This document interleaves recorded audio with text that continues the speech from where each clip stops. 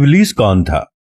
इब्लीस की नस्ल की इब्तदा जिस जिन से हुई उसका नाम तारानोस कहा जाता है। तारानोस इब्लीस से 1,44,000 साल कबल दुनिया पे मौजूद था। तारानोस की नस्ल तेजी से बढ़ी क्योंकि इस पे मौत तारी नहीं होती थी और ना बीमारी लगती थी। अलबत्ता ये चूंकि आतशी मखलूक थी तो सरकशी बदरजा उत्तम मौजूद थी। इस जिन्नों की नस्ल को पहली मौत फरिश्तों के हाथों पैदाइश के 36,000 साल बाद आई, जिसकी वजह सरकशी थी। यहाँ पहली बार मौत की इब्तदा हुई। इससे पहले मौत नहीं होती थी। बाद में चलपानीस नामी एक नेक जिन को जिन्नात की हिदायत का जिम्मा सौंपा गया और वो ही शाह जिन्नात करार पाया। इसके बाद बामोस को ये जिम्मेदारी दी गई। बामोस के दौर में चलीपा और तलबीस की पैदाइश हुई। ये दोनों अपने वक्त के बेहद बहादुर जिन्नात थे और इनकी कौम ने चलीपा को शाशेन का लक़ब उसके शेर जैसे सर की वजह से दिया। इन दोनों जिन्नात की वजह से सारी कौम कहने लगी कि हमें इस वक्त तक कोई नहीं हरा सकता जब तक शाशेन और तबलीस हमारे दरमियान मौजूद हैं। इन दोनों की वजह से कौम के जिन्नात आसमान तक रसाई करने लगे और तीसरे आसमान पर जाकर शरारत कराते।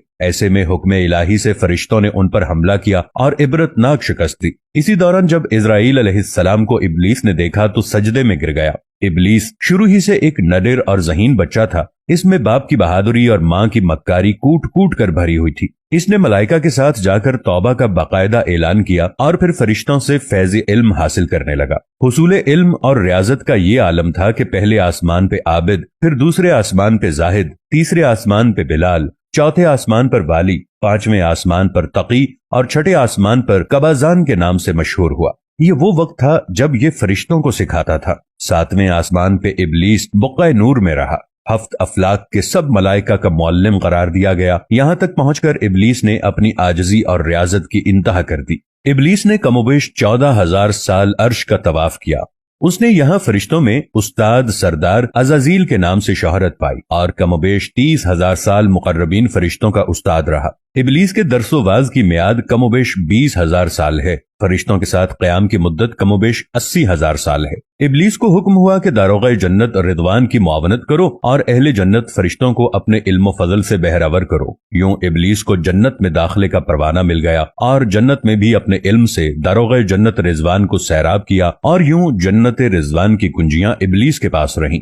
रिवायत के मुताबिक इब्लीस खजानची के फराइज 40,000 साल तक अंजाम देता रहा। यही वो मकाम आला तरीन जन्नत रिजवान ही था जहां इब्लीस ने पहली बार बादशाहत के ख्वाब देखना शुरू किए। उस वक्त इब्लीस के पास हफ्त अक़लीम, अफलाक, जन्नत और दोज़ख सब का इख्तियार था और उसने चप्पे चप्पे पे सजदे किए थे। मगर यहाँ पे इब्लीस आजिज़ी से पहली बार भटका और खुद को बादशाह बनाने और रब बन जाने के ख्वाब देखना शुरू किए। कई मलाइका के सामने रबूबियत की बाबत बात भी की मगर मलाइका के इनकार के सबब चुप हो गया और यूं निजाम चलता रहा। मगर इस सब से अल्लाह ताला की जात बेखबर न थी। फिर आदम अलैहिस्सलाम की तख्लीक का मरहला आया, जैसे कुरान मजीद में वाक़यात बयान हुए हैं। इब्लीस आदम अलैहिस्सलाम को जुज जुज मरहलावार मुख्तलिफ अक़साम की मट्टी से तख्लीक होता देखता रहा और चुप रहा। मगर जैसे ही उसे ये मालूम हुआ कि ये आदम अलैहिस्सलाम अल्लाह ताला के नायब हैं तो उसने वावेला किया, इबादत और इताअत का वासिता दिया। फिर तंज किया कि मुझ जितनी इबादत किसने की है और आदम अलैहिस्सलाम को सजदा करने से इनकारी हुआ। तब अल्लाह ताला ने कहा, निकल जा शैतान मरदूत।